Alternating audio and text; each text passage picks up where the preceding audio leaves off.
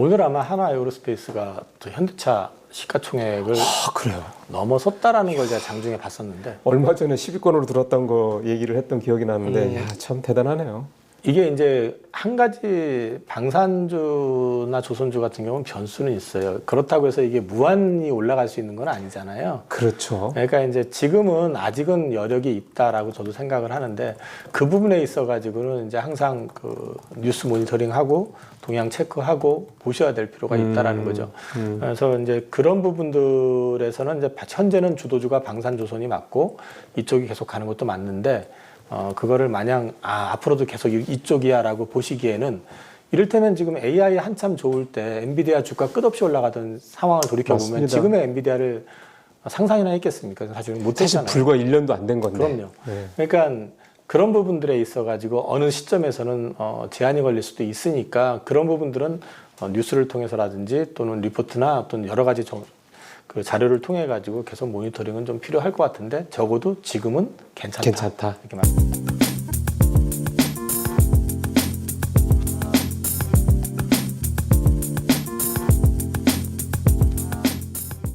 자, 그럼 이제 구체적으로 우리 시청자분들께서 좀 궁금해하실 만한 부분 투자 전략적인 측면으로 가보도록 하겠습니다. 첫 번째는 역시 이제 주도주들 얘기를 좀 먼저 해봐야 될 것 같아요. 이거는 사실은 갖고 있든 안 갖고 있든 간에 갖고 있는 분들은 이걸 팔아야 되나 계속 갖고 가야 되나 고민들 하시는 부분이고 안 갖고 계신 분들은 이게 들어가긴 들어가야 될 텐데 언제 들어가는 게 좋을까 뭐 이런 생각을 하시는 부분 때문에 뭐 대표적인 거죠. 이제 조선주, 방산주, 이 주도주 현재의 주도주들부터 좀 명확하게 좀 한번 이사님의 판단을 좀 듣고 가겠습니다.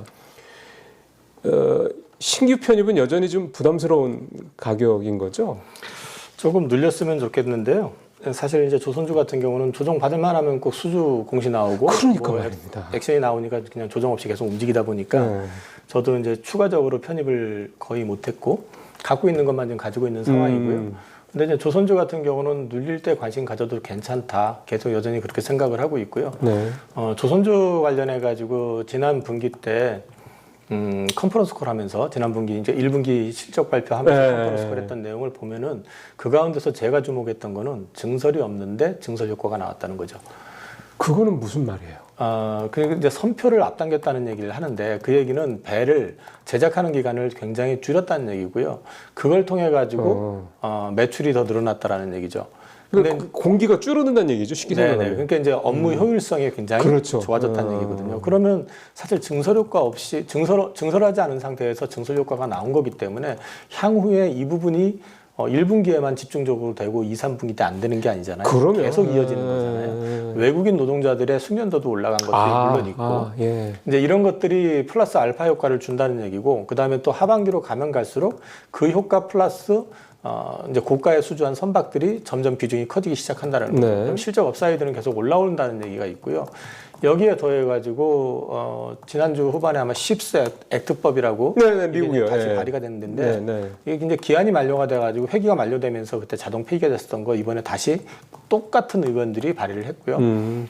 이거는 지금 일단 그 소위 말해서 그 지원선단 관련해가지고 그 미국 내에 선박을 갖다가 이제 자체 선박을 좀 구축하겠다라는 측면이 있는데 한 200대 내외가 될 것 같은데요. 그쪽 관련해 가지고는 결국 그 손을 벌릴 수 있는 나라가 한국이나 일본밖에 없다. 근데 일본은 사실은 일반 상선 쪽이나 이런 쪽은 사실 손을 떼는 분위기이기 때문에 거의 대부분이 이제 우리한테 돌아올 거다. 높다. 이제 그 얘기가 있고 이게 지금 민주공화당 양당 그 의원들이 동시 발의한 거기 때문에 이거는 뭐 그걸 갖다가 거부가 되거나 뭐 폐기가 되거나 그럴 가능성은 좀 제한적이라고 보고 있고 트럼프 대통령조차도 어찌됐든 미국 내에 조선소를 지어가지고 만들어라 뭐 이런 얘기를 하는데 그건 자기네들이 어떤 조건을 제시하느냐의 문제에 따라서 달린 거지 그건 우리가 판단할 문제인 거지 그쪽에서 얘기하는 건 아니니까 어쨌든 그 부분에 있어서 그리고 또 미 해군 그 군함 건조와 관련된 거라든지 이런 것들도 결국은 연방법 존수법이 개정이 돼야 되긴 하지만 그거는 현실적으로 한국, 일본 도움 없이는 쉽지 않다. 그럼요. 이제 그런 맥락에서 놓고 봤을 때는 거기에서 또 이제 플러스 알파가 있고 더해서 하나 더 말씀드리면 미국 내 LNG 프로젝트라는 거죠. 그것만 가지고도 한 380대 정도의 수요가 있다고 그러는데 LNG선은 중국을 제외하면 만들 수 있는 데가 사실상 우리밖에 없어요. 거죠. 네. 이제 그런 것들 같이 맞물려서 보면은 결국 가가지고 조선주의 사이클은 이번에 생각보다 길어질 수 있다. 그러기 때문에 지금 앞으로도 계속 보셔야 되고 여기에 더해서 USTR이 지난번에 이제 초안을 발표한 내용이 여론 수렴해 가지고 조금 완화가 되기는 했지만 그 내용을 가지고도 사실은 규제가 상당히 큽니다. 이게 크다는 얘기는 무슨 의미냐면은 예를 들어 가지고 선박 수련이 한 25년 된다고 보면은 중국 선박을 가지고 미국을 입항을 하게 될 경우에 그걸 25년을 놓고 얘기를 하면 그 배 한 대값 이상의 수수료가 부과될 가능성이 높아요. 그러면 그러니까 그것도 있는데다가 여기에 또 엠펙 83에서 이 탄소 톤당 380달러씩 27년부터 소위 말해서 페널티를 부과하는 걸로 얘기가 됐고 이건 최종 확정은 9월 달에 됩니다. 네. 근데 이제 9월 달에 되는데 그게 된다고 했을 경우에는 결국 수령이 오래됐거나 D등급, 2등급에 해당되는 선박들 교체 수요까지 일어나게 된다는 거죠. 교체를 하게 되는데 싸니까 중국 가서 하겠다 쉽지 않을 거라는 거죠. 네, 네, 그래서 맞습니다. 이제 이런 것들까지 맞물려서 본다 그러면 조선주는 앞으로도 계속 괜찮을 가능성이 높기 때문에 조정받을 때 계속 들어가시는 건 그러게요. 괜찮을 것 같고요. 명확하네요. 네. 그다음에 방산이잖아요. 방산 같은 경우 뭐 우리 쉬는 동안에 있어서는 안 되지만 어쨌든 뭐 또 인도, 파키스탄 쪽에서 또 문제가 생겼고 그렇죠. 거기에만 그치는 게 아니고 사실은 지금 중동도 사실 오늘 내일 할 수 있는 부분들이 많아요. 이스라엘이 또 그쪽 주변 또 이제 문제가 생길 수도 있고 또 오늘 뭐 트럼프 대통령은 뭐 상대방이 항복했다고 얘기를 하지만 그 이란 반군 후티 반군 쪽 그쪽에서는 아니라고 그러잖아요. 여전히 다 자기네들 공격하겠다 그러고 선박에 대해서 자기네들 계속 공격하겠다는 얘기를 하고 있는 입장에서 놓고 봤을 때 그쪽 역시 만만치가 않고요. 또 한 가지 지금 이제 우크라이나 전쟁 관련해 가지고 우리가 종전을 얘기하고 기대를 하고 있었지만 지금 최근 동향을 보면 러시아는 사실 지금 쉽게 전쟁을 종료할 의사는 없어 그런 것 보이거든요. 같죠. 네. 거기에 더해 가지고 최근에 그 루마니아가 그 총선에서 소위 이제 트럼프 흉내내는 극우 인사가 지금 결선에 올라갔어요. 근데 이 사람이 사실 극우라고 하니까 친미가 아니라 트럼프 흉내를 내면서 러시아 쪽에 가까운. 친러시아 쪽이군요. 네네. 그래서 그 사람이 만약에 됐을 경우에는 이게 루마니아까지 만약에 친러가 된다고 하면 이게 몰도바라고 하는 국가가 또 위험해지게 되거든요. 근데 이제 그 몰도바라는 국가는 사실 별로 이렇게 힘이 조그만 나라인데. 예. 그래서 이제 몰도바까지 위험해지게 되는데 거기까지 잡히게 되면은 우크라이나는 폴란드를 제외하고는 전역이 다 친러로 그러게. 그렇게 될 수가 있습니다. 그러면은 이게 전쟁이 종전이 아니라 오히려 조금 더 복잡할 수도 있는 그러게요. 예. 그런 상황이기 때문에 이 방산의 수요는 유로존 쪽에서도 계속 일어날 수밖에 없고 유로존이 이제 규제를 가한다 해서 저도 방산을 상대적으로 조금 조선보다는 덜하게 받고 그랬기 때문에 조선은 방산에 대해서는 한번 접었다가 제가 이제 지난달에 일부 종목들을 다시 편입을 하면서 이제 방산 다시 한다고 말씀을 드렸는데 방산 쪽 같은 경우도 수요는 꾸준할 가능성이 높고 그다음에 당장에 양산을 할 수 있는 국가가 그러니까요. 없다라는 게 그게 이제 우리한테 네. 강점이 될 수 있다. 그런 맥락에서 봤을 때는 방산주 역시도 관심을 계속 갖고 보셔야 된다. 그러면은 이제는 이 주도주라는 게 자꾸 덩치가 커지면서 시총 순위도 계속 위로 올라가고 그 옛날에 그냥 이를테면 지역적인 섹터에 있는 뭐 그런 종목이 아니라 이제는 뭐 정말 뭐 반도체에 가까워지는 아주 큰 대형주로서 이 섹터 전체에 좀 비중이 커지는 그런 상황으로 조선주하고 방산주. 근데 지금 만약 이런 식으로 앞으로 뭐 3년, 4년, 5년 간다 그러면 그 뒤에는 시가총액이 정말 4, 5위권 안으로 들어올 수도 있다는 얘기잖아요. 오늘 아마 하나에어로스페이스가 또 현대차 시가총액을 그래요. 넘어섰다라는 걸 제가 장중에 봤었는데 얼마 전에 10위권으로 들었던 거 얘기를 했던 기억이 나는데 야, 참 대단하네요. 이게 이제 한 가지 방산주나 조선주 같은 경우는 변수는 있어요. 그렇다고 해서 이게 무한히 올라갈 수 있는 건 아니잖아요. 그렇죠. 그러니까 이제 지금은 아직은 여력이 있다라고 저도 생각을 하는데 그 부분에 있어 가지고는 이제 항상 그 뉴스 모니터링하고 동향 체크하고 보셔야 될 필요가 있다라는 거죠. 그래서 이제 그런 부분들에서는 이제 현재는 주도주가 방산조선이 맞고 이쪽이 계속 가는 것도 맞는데 그거를 마냥 앞으로도 계속 이쪽이야라고 보시기에는 이를테면 지금 AI 한참 좋을 때 엔비디아 주가 끝없이 올라가던 상황을 돌이켜 보면 지금의 엔비디아를 상상이나 했겠습니까? 사실 못 사실 했잖아요. 불과 1년도 안 된 건데. 그럼요. 네. 그러니까 그런 부분들에 있어가지고 어느 시점에서는 제한이 걸릴 수도 있으니까 그런 부분들은 뉴스를 통해서라든지 또는 리포트나 또는 여러 가지 그 자료를 통해 가지고 계속 모니터링은 좀 필요할 것 같은데 적어도 지금은 괜찮다. 이렇게 말씀드리겠습니다. 아마 저희가 어쨌든 좀 늘 아쉽다는 생각을 합니다만 어쨌든 한 달에 한 번씩은 이사님 모시고 말씀을 좀 듣기 때문에요. 그때 이제 만약에 어떤 모멘텀의 변화가 있다 그러면 또 여러분들한테 말씀을 드릴 수 있을 것 같습니다. 자, 그럼 이번에는 이제 전통적인 주도주죠. 이 반도체. 사실은 한 2달 전이었나요? 2월 말 3월 때 이제 업황도 좋아지고 그래서 반도체 참 괜찮다 생각하다가 지금 분위기는 관세 때문에 완전히 직격탄을 맞은 상황이 좀 됐는데 저도 최근에 특히 지난주였죠. 우리 연휴 때 빅테크들 실적 발표하는 내용들 보면은 대부분 다 공이 메타도 그렇고 마이크로소프트도 그렇고 공이 다 AI 관련된 투자 계속 더 유지, 지속 또는 확대 이 얘기들을 다 공통적으로 해서 다시 또 이제 엔비디아를 위시한 이 AI 반도체 관련주들이 또 가는 건가라는 기대감을 좀 갖기는 했는데 이제 좀 담을 시기가 온 겁니까? 반도체주들은? 저는 좀 조심스럽습니다. 아, 아직은. 근데 엔비디아 같은 경우는 사실 이제 엔비디아 매출이나 AMD의 매출의 한 30% 이상이 중국에서 나오는데 중국 쪽에 대해서 이제 수출이 지금 이제 막히는 상황이고 아마도 이 부분에 있어서 오늘 엔비디아 그 젠슨왕 CEO가 이제 그걸 약간 비꼬아서 얘기를 했더라고요. 이대로 가면은 화웨이가 70조 시장에 중국을 다 가져간다. 예.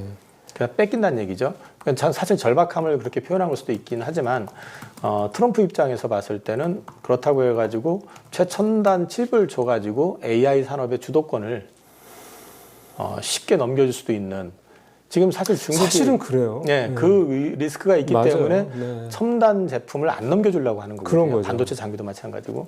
그래서 이제 그런 맥락에서 놓고 보면은 아무래도 그게 상단을 좀 막을 가능성이 있다고 저는 봅니다. 상단을 막는다는 말씀은 결국은 주가가 그 이상으로 예를 들면 삼성전자가 7만 원, 8만 원 가야 되는데 계속 그게 위에서 누를 거라 이런 말씀이시군요. 그렇죠. 그러니까 엔비디아 같은 경우도 이게 추가적으로 급등을 해가지고 전고점을 돌파한다 이런 거는 쉽지 않을 거다. 그리고 엔비디아는 제가 앵커님하고 그 아침 방송을 할 때도 계속 작년부터 그 말씀 드렸는데 올라가더라도 되게 완만할 거다. 맞아요. 네, 강하게 오르지 못할 거다라는 말씀을 계속 드렸었고 그리고 이제 최근에 말씀을 드렸었던 거는 그것보다는 오히려 이제 소프트웨어 기업이 괜찮을 것 같다 했는데 네, 그렇죠. 팔란티어나 이런 것들 보면 주가가 이제 80달러 근처에서 120까지 그냥 바로 올라버렸잖아요.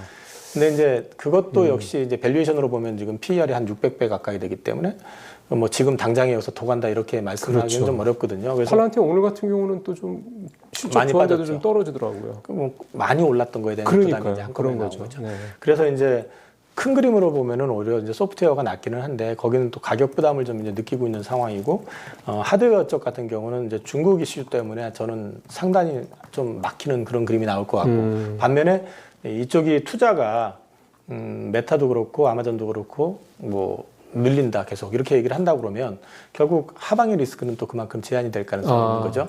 그런 맥락으로 이제 봐야 될 것 같고 저는 이제 거기에서 아이디어를 하나 이제 말씀을 드리면 제가 사실 앵커님하고도 몇 번 그 섹터 얘기를 했는데 전력기기 쪽 얘기를 했었어요. 맞아요. 네. 근데 전력기기 쪽에 대해서 얘기할 때마다 상단 제한돼 있다. 그리고 이쪽은 증설 이슈가 있어서 증설이 되는 시점, 완료되는 시점 그런 걸 체크를 해야 된다. 그러면 아마 그때부터 한 번 더 움직이지 않겠느냐라는 말씀을 드렸는데 관련해가지고 저도 이제 검색을 해보고 정리를 해보니까 몇 개 회사는 증설은 됐고요. 이제 그게 본격적인 가동이 돼가지고 그 수율이 막 그렇죠. 올라오는 그 정도는 네. 아니지만 가동이 시작이 된 것들도 있고 하기 때문에 장기간 쉬었던 거라든지 이런 걸 놓고 봤을 때는 좀 밀리면 또는 좀 싸게 살 수 있으면 전력기기 쪽으로 오히려 관심을 갖는 게 저는 반도체 그 칩과 관련돼 있는 쪽 이런 쪽보다는 더 나을 수도 있지 않을까? 네, 그렇게. 그래서 그런가요? 요즘에 전력기기주들이 저도 이사님 그 말씀 듣고 꾸준히 보고 있는데 확실히 이게 좀 꺾였다가 올라오는 것들이 좀 눈에 보이더라고요. 그렇다면 이게 이제 한번 확 가다가 한번 굉장히 한 반토막 이상으로 꺾였던 업섹터라 이제 걱정스러운 거죠. 이게 좀 오른다고 해도 또 꺾이는 거 아니야 이런 거에 대한 두려움이 있는 건데 지금 말씀대로라면 반도체 관련돼서 어쨌든 미국 내에서의 전력 수요라든가 이게 하나가 분명히 있고 그러니까 AI 데이터 센터 관련된 전력 수요가 있고 또 이번에 스페인, 포르투갈 그 정전 대란 것도 보면 그 원인이 지금 밝혀진 게 결국 노후 전력망 문제라고 하더라고요. 그러면 이게 비단 스페인이랑 포르투갈뿐이 아니라 유럽도 그렇고 미국 다 마찬가지니까 그러면은 그 수요도 있는 거니까 그럼 소위 말하는 중복 호재가 있다 이렇게 봐도 되는 거겠네요. 미국도 전력망 자체는 노후화돼 있고요. 그렇죠. 그럼 AI를 떠나가지고 그 노후된 전력망을 이제 보충을 해야 되고 교체를 해야 되는 것도 수요도 있을 수밖에 없고요. 오늘 아마 새벽에 그 컨퍼런스 콜을 한 군데서 했던 걸로 알고 있는데 AI 관련해가지고 네. 전력 수요, 데이터 센터에 관련된 수요라든지 이런 것들은 계속해서 올라갈 수밖에 없다. 그런 맥락에서 봤을 때 이제 그런 쪽, 특히 이제 소위 말해서 그 전력기기 쪽 같은 경우는 우리가 이제 관세 이슈도 있긴 하지만은 그 부분과 관련해 가지고 이제 대응하는 것들도 어느 정도 갖춰져 있는 것 같고 하기 때문에 이제부터는 좀 쌀 때 사 모아보는 전략. 글쎄요. 그게 저는 오히려 AI로 투자를 한다고 그랬을 때 반도체보다 더 나을 수도 있다고. 그러면은 반도체 말씀을 다시 좀 돌아간다고 하면 예를 들어 삼성전자 또는 이제 SK하이닉스 우리가 쉽게 생각하는 이제 이 반도체 대장주들 중심으로 한 반도체 소부장까지 요거에 대한 기대치는 좀 낮춰야 되겠다. 저는 그렇게 보고 있습니다. 알겠습니다. 좀 전에 그 전력 설비까지 말씀하셨기 때문에 사실 전력 설비 쪽 얘기를 하다 보면은 이 원전주 얘기도 또 좀 안 할 수가 없잖아요. 근데 SMR 얘기를 계속해서 좀 말씀을 하시고 있기 때문에 그러면은 원전주는 이제 아시는 것처럼 체코 원전 이게 또 연기되고 있어서 오늘 이를테면 7일 기준으로 오늘 주가들이 좀 전반적으로 하락하는 모습 보이긴 했는데 또 많이 떨어졌다가 또 이렇게 좀 낙폭을 줄이긴 또 하더라고요. 그 기대감이 살아있지 않느냐라는 생각도 좀 들긴 하는데 그럼 원전주들도 이 전력 설비 쪽과 같이 이렇게 봐도 되는 건지 아니면은 이건 조금 더 뒤로 좀 봐야 되는 건지 어떻게 원전주들은 접근하면 좋을까요? 일단 오늘 원전주 주가 하락 이유는 뭐 체코 정부 관련해가지고 네네네. 이제 계약이 최종 직전 단계에서 법원에 의해 가지고 이제 안 됐잖아요. 근데 사실 저는 이 원전주는 그 체코라든지 뭐 이런 쪽에 대형 원전 이 수주도 물론 중요하긴 하겠지만 네. 그거보다는 사실 그 SMR을 통해 가지고 그러니까요. 성장할 수밖에 없다라고 저는 보고 있고요.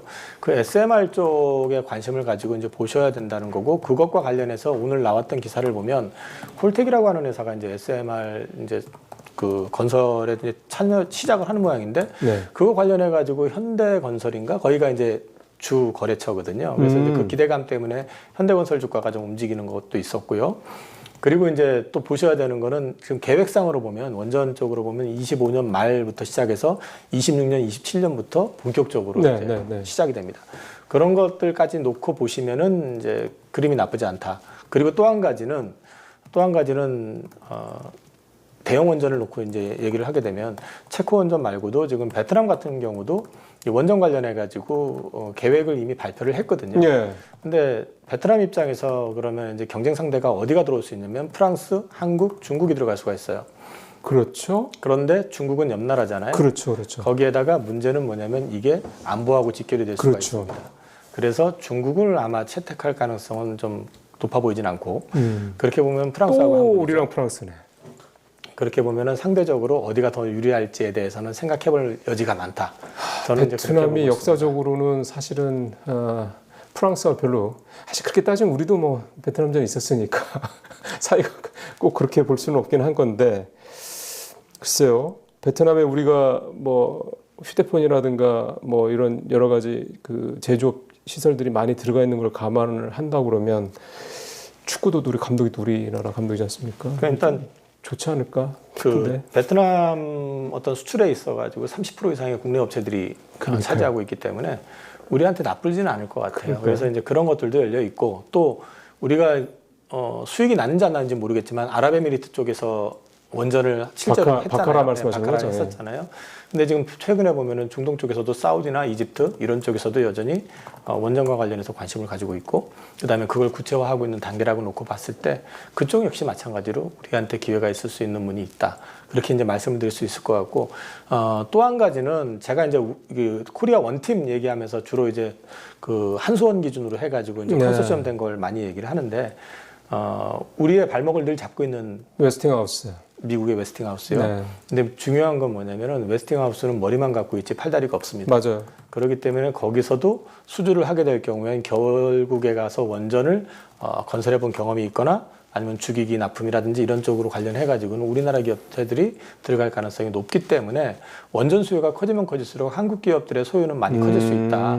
그리고 이제 프랑스의 이거 뭐 디스하는 건 아니고 프랑스 원전 같은 경우는 기술적으로도 미국하고는 다르기 때문에 이제 웨스팅하우스의 어떤 그 방해는 이런 건 받지 않는데 예. 거기는 이제 한 가지 딜레마가 독일이 그 원전을 완전히 철수하면서 아, 그 팀이 이제 깨진 거군요. 국가긴 철수하다 한데. 보니까 네. 이제 문제가 뭐가 있냐면은 그 프랑스 그 원전의 밸류체인 안에 들어가는 부품업체들 상당수가 독일 업체들이거든요. 네. 그래서 이제 그쪽이 밸류체인들이 좀 많이 훼손이 된 상태로 저는 알고 있습니다. 그래서 건설하는 기간이라든지 비용이라든지 이런 거에서 우리가 그쪽보다는 좀 많이 유리한 측면도 좀 있습니다. 그래서 이제 그런 것까지 놓고 보면 우리가 꼭 코리아 원팀 이것만 볼 게 아니라 글쎄요. 미국을 통해서도 우리가 수주를 받을 수도 있고 그리고 SMR 관련해 가지고는 그 주요 SMR 제작업체라고 하는 그 미국의 회사들 그쪽과 관련해 가지고 우리나라 업체들이 다 연결이 돼 있습니다. 뭐 지분 투자도 하고 뭐 네. 그렇더라고요. 그렇기 때문에 그게 본격화되게 되면 우리는 어떤 시기든 생각보다 수혜를 많이 받을 수 있다. 그리고 제가 계속 떠들고 다녀가지고 여기서 한 번 더 얘기하면 좀 그렇긴 한데 지난 4월 말에 현대건설 그 CEO 인베스터 데이에서요. 그 현대건설 CEO가 그 원전과 관련된 것만 그날 113번을 얘기를 했다고 합니다. 그 정도로. 그리고 앞으로 향후 산업의 어떤 그 현대건설 산업의 어떤 주안점을 이 에너지 개발 네. 이쪽으로 축을 옮기겠다라는 의지 표현을 상당히 많이 했다고 합니다. 여기에는 물론 원전만 들어가는 건 아니에요. 그러겠죠. 근데 뭐 이제 플랜트도 그게 있고 하니까.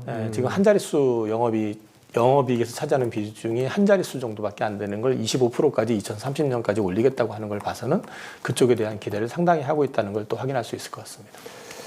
이게 우리가 이제 원전주 관련해서 아까 이제 코리아 원팀 뭐 말씀도 하시고 그러셨는데 최근에 뭐 루마니아랑 네덜란드인가요? 그 원전 그 입찰 철수한다는 얘기가 나오면서 이거 원전주 이제 끝난 거 아니냐 뭐 이런 식의 우려들도 좀 있었는데 결국 이제 이사님 말씀을 정리를 하면 웨스팅하우스가 유럽에서 수주를 다 받더라도 결국 거기에 들어가는 뭐 기기라든가 부품이라든가 뭐 이런 부분들은 그걸 이제 EPC라고 그러나요? 이제 지어서 관리까지 하는 이런 거 그런 것들은 다 우리나라 기업들이 연관될 수밖에 없다. 현실적으로. 상당 부분은 연결이 될 수밖에 없습니다. 그러면은 이게 지금 사실은 유럽도 그렇고 중동도 그렇고 뭐 아시아도 그렇고 이제 원전을 짓겠다는 데들이 지금 이제 대부분 다 바뀌고 있습니다. 왜냐하면 재생에너지만 가지고는 안정적인 전력 공급이 불가능하기 때문에 당연히 가장 안정적으로 꾸준히 전력을 공급할 수 있는 이 원전의 필요성이 좀 높아지고 있지 않습니까? 우리도 마찬가지고요.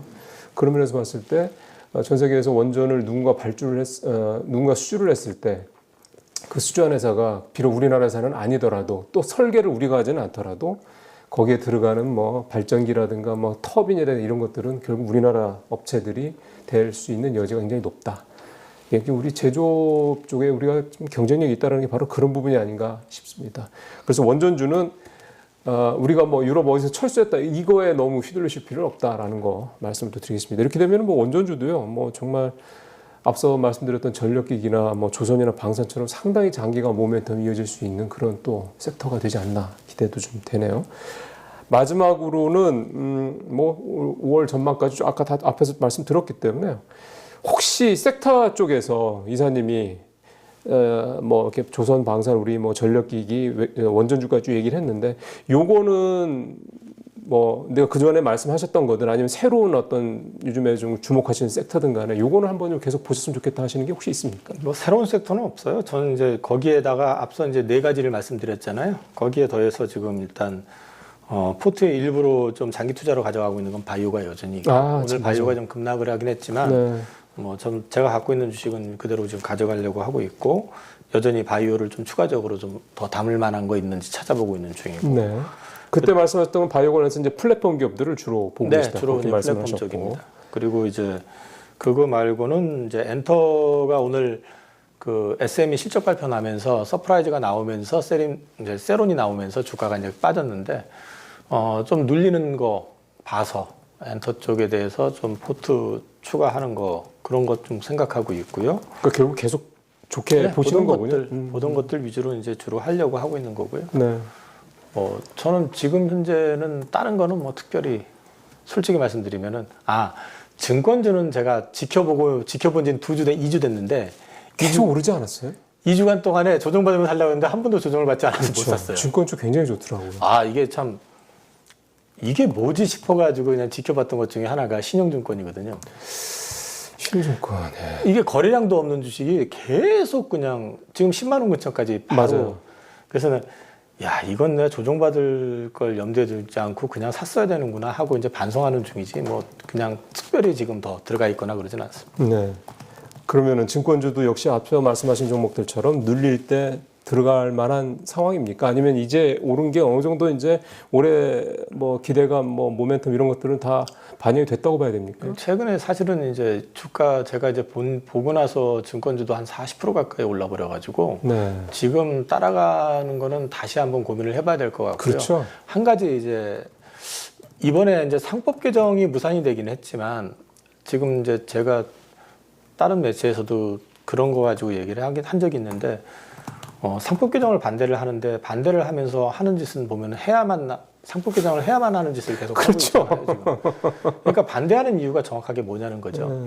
그래서 상법 개정을 갖다가 정도를 어떻게 조정할지 여부는 정치권에서 또는 뭐 그 관계자들끼리 협의를 해가지고 어느 정도 선을 정할지는 모르겠지만 상법 개정이 소위 투자자들한테 지금보다 훨씬 유리하게 돼야 될 거고, 그럼요. 그다음에 투자자의 이익을 보호하는 쪽으로 가야 된다라는 어떤 당위론만 놓고 얘기를 한다고 그러면은 결국은 지배구조 개편 이슈하고 맞물려 있는 회사들이 있잖아요. 그런 쪽들은 좀 쌀 때 사볼만 하지 않을까? 그게 지주사 말씀하시는 거죠? 지주회사일 수도 있고요. 그 다음에 이제 기업 가치 대비해 가지고 주가가 좀 눌려 있는 회사들. PBR이 낮은 대신 네. 회사는 괜찮은 회사들.